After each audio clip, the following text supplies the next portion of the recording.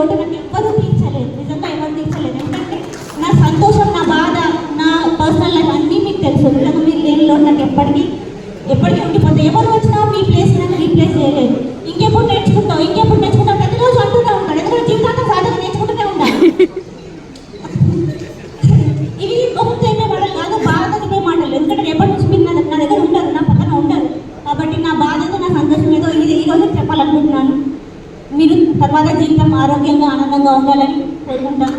ఖచ్చితంగా తర్వాత మీరు ఇంకొక ఉద్యోగం చూసుకోవాలని నేను కోరుకుంటాను. ఎందుకంటే సార్ పని లేకపోతే ఉండలేడు. సార్ అనే ఆరోగ్యం, అలాంటి మనిషి. సో మచ్ సార్ యొక్క శ్రీమతి అయినటువంటి మేడం సరిత గారిని మాట్లాడాల్సింది కోరుతున్నాను.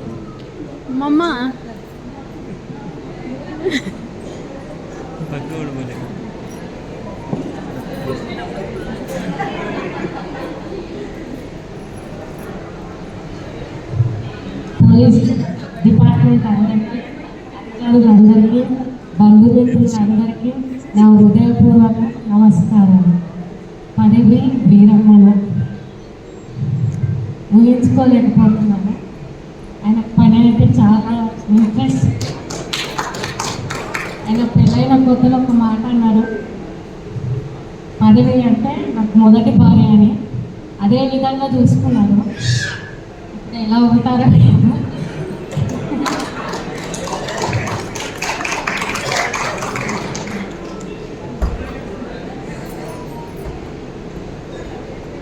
తనకు పని అంటే చాలా ఇంట్రెస్ట్.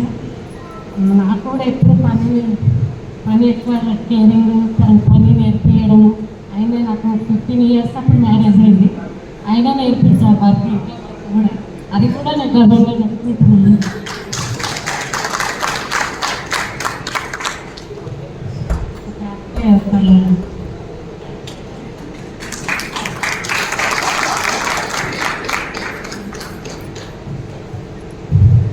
రేగోడ్ ఎస్ఐ పోచేసారి మాట్లాడుకుంటున్నాను.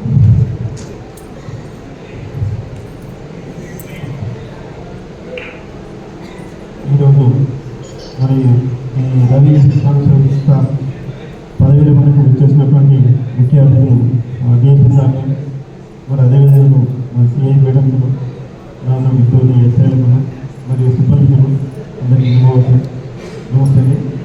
మరియు మనం ఏ డిపార్ట్మెంట్ అయినా సరే ఫస్ట్ డిపార్ట్మెంట్కి రాగానే వస్తాము, తర్వాత పదవీరం అనేది సాహాజ్యమని. అందుకనే మరియు ఈ రవి సారు నేను వచ్చిన 1 year నుంచి మరి సారు సంకల్ప సజెషన్లు, మరి అదేవిధంగా ఏ చిన్న సజెషన్ అడిగినా కూడా మరి నాకు మంచి సజెషన్ ఇచ్చిండు. అదేవిధంగా అట్లా సార్ ఇట్లా మరి నేను ఫస్ట్ పోస్టింగ్ రాగానే కొన్ని తెలిసి తెలుగున్నా నాకు రవి ఎస్ఎం సార్ చెప్పాడు. మరి అదేవిధంగా మనకి చిన్న అవకాశం ఇచ్చింది. ధన్యవాదాలు.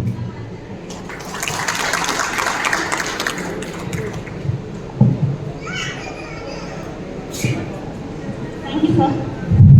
అలాగే చేసే చెప్పేసరి మాట్లాడుకుంటున్నాను.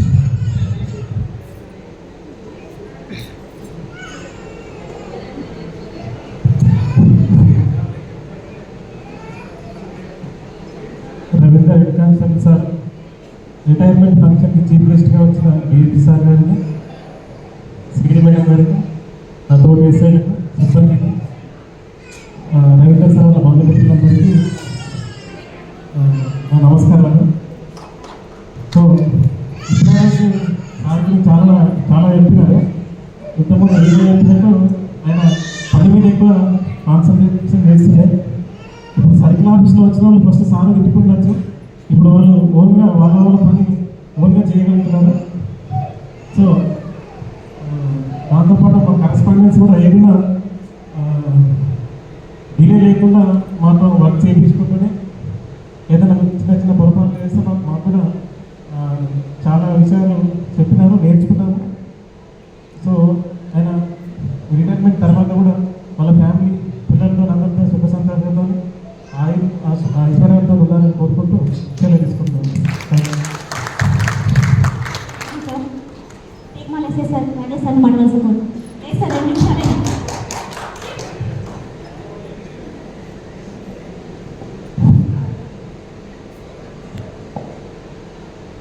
ఈ కార్యక్రమానికి ముఖ్య అతిథిగా చేసి డిఎస్పీ మెదక్ సార్ గారు, సిఐ అరవింద్ గారు, మరియు ఈ కార్యక్రమం 15వ సందర్భంగా వెంకటేశ్వర రవి గారికి ఈ పదవి విరమణ అనేది ఉద్యోగానికి మాత్రమే, ఇక నుంచి అయినా ఉద్యోగ బాధ్యత కుటుంబానికి తీసుకుంటారని ఆశిస్తున్నాను. ఇందులో 41 సంవత్సరాల జీవితాన్ని డిపార్ట్మెంట్కి త్యాగం చేసినారు కాబట్టి అట్లీస్ట్ మిగతా జీవితాన్నైనా మీ కుటుంబానికి త్యాగం చేయాలని కోరుకుంటున్నాను. ఇలయ్య గారు మంచి నేను త్యాగం చేస్తే చెప్పుకోవడానికి బాగానే ఉంటుంది, కానీ అది మనం చేయడానికే బాగా ఇబ్బంది పడుతూ ఉంటారు. నాకు మొదటగా నేను వచ్చినప్పుడు సైకోలెక్క చేసి మళ్ళీ మేడంకి ఒకటే కంప్లైంట్, చంపేస్తుంది సార్, మేడం చంపేస్తుంది. ఇప్పుడు చూసేసరికి కొంతమందికి నేను దేవుడికి ఆయన చెప్పుకోవాలి. ఎందుకంటే నేను ఇక్కడ ఉన్నప్పుడే అందరికీ ఒక రకమైన ఆలోచన వచ్చింది, రాజ్యసభ చేసింది కరెక్టే. అది మన సిడబ్ల్యూ నుంచి స్టార్ట్ అయిన మొదటగా సార్ ఇంకో 2 పోలీస్ స్టేషన్లో కూడా ఇట్లా ఉంటే బాగుంటుండే సార్ అని. మా వాళ్ళకి ఫస్ట్ అతలకుతలం ఉండే నేను వచ్చిన కొత్తలో. తర్వాత ఇప్పుడు నేను చెప్పుకోవాలంటే నేను మా వాళ్ళకి ఏ పని ఇచ్చినా కూడా మా స్టాఫ్కి ఆ పని చేయగలుగుతారు.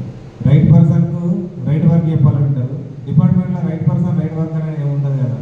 ఆఫీసర్లకు ఇప్పుడు డిఎస్పీ సార్ సపోజ్ వచ్చినప్పుడు పోలీస్ స్టేషన్లో ఇంతమంది ఉన్నారని ఎందుకు అడుగుతారు.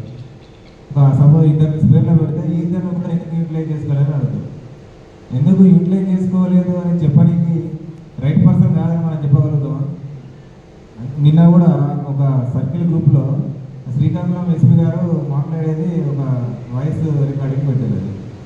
సో ఇండోర్ స్టాఫ్కు అవుట్డోర్ స్టాఫ్ మధ్య డిఫరెన్స్ ఏంటని చెప్పేసి ఆ డిఫరెన్స్ను మా పోలీస్ స్టేషన్లో మాత్రం మేము తీర్చేసుకున్నాం సార్. సో ఇండోర్ స్టాఫ్ అనేది అవుట్డోర్ స్టాఫ్ మీద బయట వాళ్ళ మీద డామినేషన్ గురించి అది ఈ మధ్య వాట్సాప్లో బాగా వైరల్ అవుతుంది సార్. నేను మాత్రం ఖచ్చితంగా చెప్పగలుగుతాను సార్, మా పోలీస్ స్టేషన్లో మాత్రం ఆ డిఫరెన్స్ అనేది పోయింది సార్. అది మేడం